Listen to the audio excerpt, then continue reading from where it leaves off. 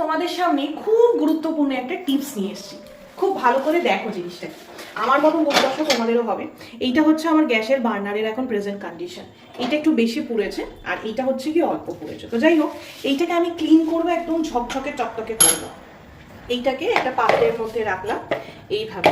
এবার এটার উপর দিয়ে যেটা করতে হবে সেটা হচ্ছে গিয়ে ইনো, যে কোনো ইনো। তো অনেক রকম ফ্লেভার টেভার বেরিয়েছে, তবে আমি প্রেফার করি নর্মাল ইনোটা, বুঝতে পারলে।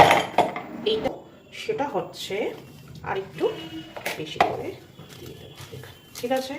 ইনোটা দেওয়া কমপ্লিট হয়ে গেল। এবার এইটার মধ্যে দিয়ে লেবু, সর্বঘটে কাঁঠালি কলা বলি আমি বেসিক্যালি লেবুকে, একটু নিংড়ে লেবুটাকে ভালো করে রসটাকে চিপে এটার মধ্যে লেবুটাকে দিয়ে দিলাম। কেন দিয়ে দিলাম সেটাও পরে বলছি। একটু লেবুটা বেশি করে দেবো, বুঝলে। এবার আমার যেহেতু একটু বেশি কালো হয়েছে তাই আমি লেবুটাকে একটু বেশি করে দিলাম।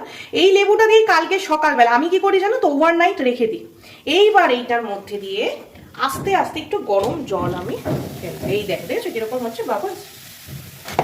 এই দেখ, বেশি গরম জল দেবো না, ঠিক এই লেভেলে হয়ে গেল।